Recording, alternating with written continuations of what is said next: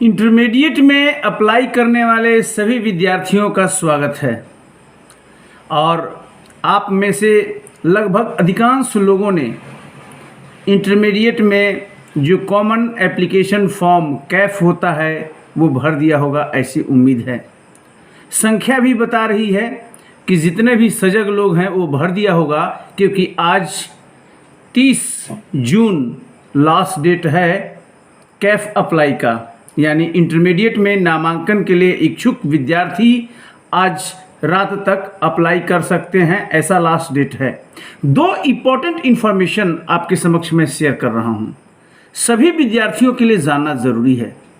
एक, क्या ये डेट आगे बढ़ रहा है या नहीं, एक ये बात। और दूसरी, अगर आप अप्लाई कर चुके हैं पहले कॉमन एप्लीकेशन फॉर्म, अगर आप ऑनलाइन भर चुके हैं, तो आपके लिए बेहद ज़रूरी बात यह है कि जो मोबाइल पर आपको यूज़र आईडी और पासवर्ड मिला है लॉगिन करने का, जो वेबसाइट है ofssbihar.in, इस पर आपने ऑनलाइन नामांकन फॉर्म भरा होगा, या तो स्वयं या सहज वसुधा केंद्र कॉमन सर्विस सेंटर CSC में जाकर, या फिर आप DRCC district registration and counselling centre में गए होंगे। किसी न किसी माध्यम से आपका ऑनलाइन एप्लीकेशन फॉर्म जमा हुआ।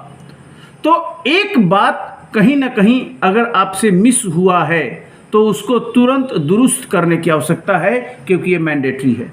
और वो ये है कि आधार नंबर सभी को देना है।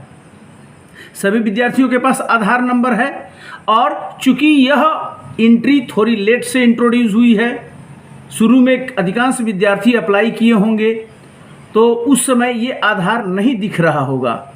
अब आप लॉगिन आईडी से अपने पासवर्ड से वेबसाइट पर लॉगिन करके आधार वहाँ पर आपको दिखेगा। तो आपका जो 12 डिजिट का आधार नंबर है उसे सही अब अपडेट कर दीजिए, अब भर दीजिए लॉगिन करके। और अगर एक्सेप्शनली मानिए अपवाद के रूप में कि किसी के पास आधार नहीं है, तो आप क्या कर सकते हैं, एक घोषणा पत्र देना है, एक डिक्लेरेशन देना है। वो भी वेबसाइट ऑनलाइन फॉर्म में आ गया है। अब आपको दिखेगा कि हमारे पास आधार नहीं है और नहीं मैंने अप्लाई किया है। वो आपको जस्ट जो गोला है उसको क्लिक करके सिलेक्ट करना होगा। तो अगर आपके पास आधार है तो 12 डिजिट का आधार नंबर आपको देना है, और अगर आपके पास आधार नहीं है तो डिक्लेरेशन फॉर्म दीजिए।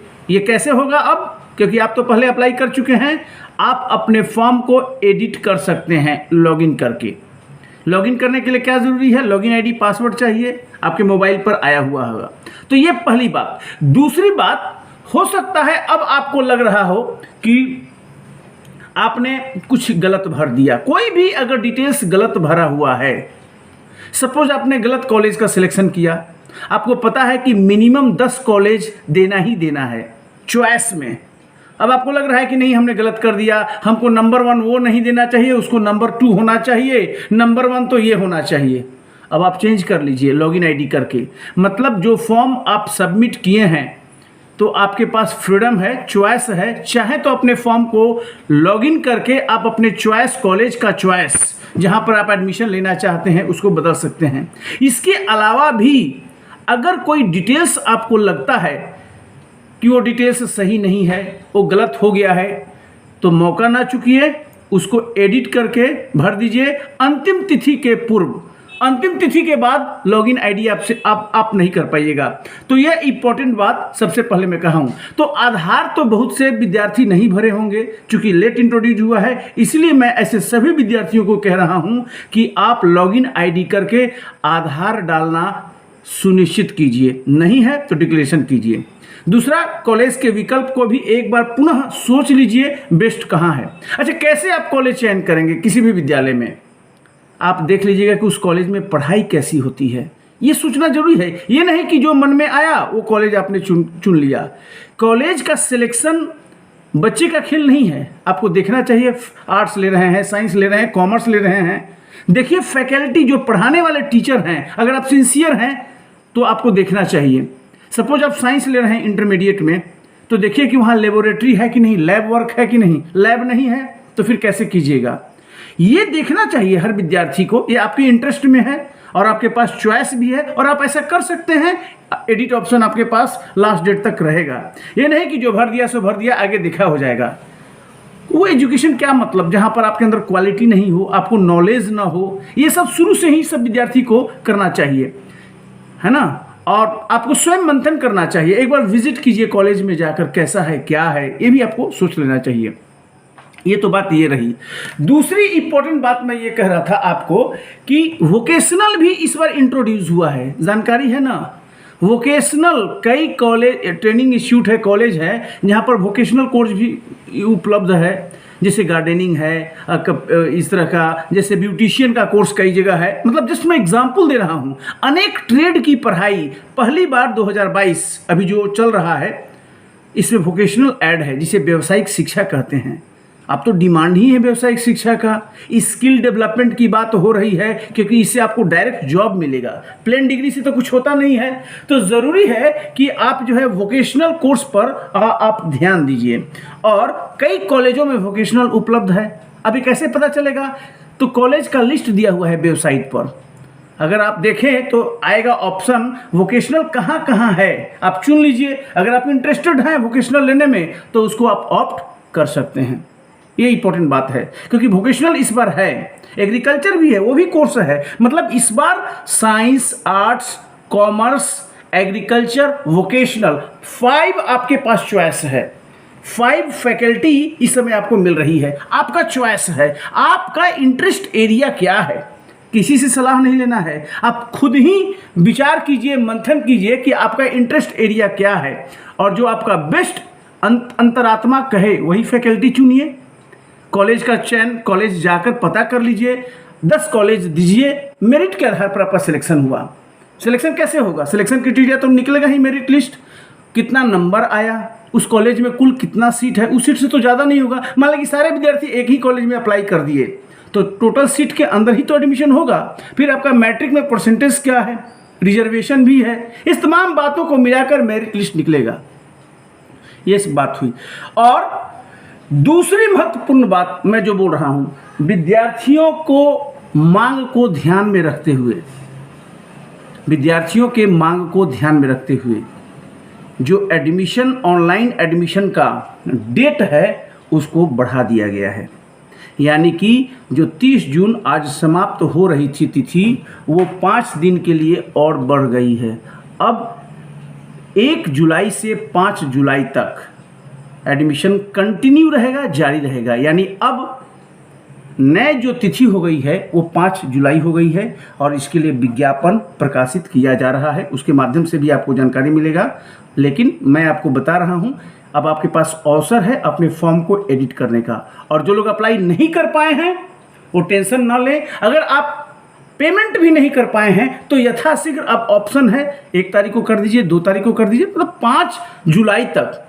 एक तीसरी महत्वपूर्ण बात नोट कर लीजिए, अगर आप पेमेंट नहीं कर पाए, केवल फॉर्म अप्लाई हो गया, पेमेंट नहीं कर पाए, तो आपका नाम मेरिट लिस्ट में कभी नहीं आएगा। हमेशा ध्यान रखिए, मेरिट लिस्ट में आपके नाम पर विचार हो, उसके लिए ज़रूरी है कि जो अप्लाई का फीस है 350 रुपया प्रति विद्यार्थी, वो 100% जमा होना चाहिए। जमा ही नहीं, कन्फर्म होना चाहिए, यानी कैफ में वो दिखेगा। अगर आपने टैक्टिकली पेमेंट नहीं दिया तो फिर आपका मेरिट लिस्ट में नाम नहीं आ पाएगा। तो 3 बातें मैंने कहा। एक, जो अप्लाई कर चुके हैं आधार नहीं दिए हैं, वो अब लॉगिन करके आधार संख्या डाल दें। आधार नहीं है तो डिक्लेरेशन वाला गोला को क्लिक कर दें, पहली बात। दूसरी बात, कॉलेज का विकल्प सोच समझ लीजिए, विचार कर लीजिए, अपने इंटरेस्ट अंतरात्मा से भी पूछ लीजिए कि आप किस में बेस्ट कर सकते हैं। फिर उसके अनुसार कॉलेज के विकल्प को एडिट कर लीजिए। तीसरी महत्वपूर्ण बात मैंने कहा, और वो ये मैंने कहा आपसे कि अप्लाई का लास्ट डेट बढ़ गया है 1 से 5 जुलाई तक, यानी 5 दिन बढ़ गया। 30 जून लास्ट डेट था, अब हो गया है 5 जुलाई। और चौथी बात कहा, अगर आप पेमेंट आपका कंफर्म नहीं होता है अप्लाई के अंतिम तिथि तक, तो आपके नाम पर विचार ही नहीं किया जाएगा। यानी कि सिलेक्शन लिस्ट जो निकलेगा उसमें आपका नाम भले ही आपका मेरिट आता हो नहीं होगा, क्योंकि बिना पैसा दिए कॉलेज का, बिना एप्लीकेशन फीस दिए आपका एप्लीकेशन अधूरा माना जा रहा है।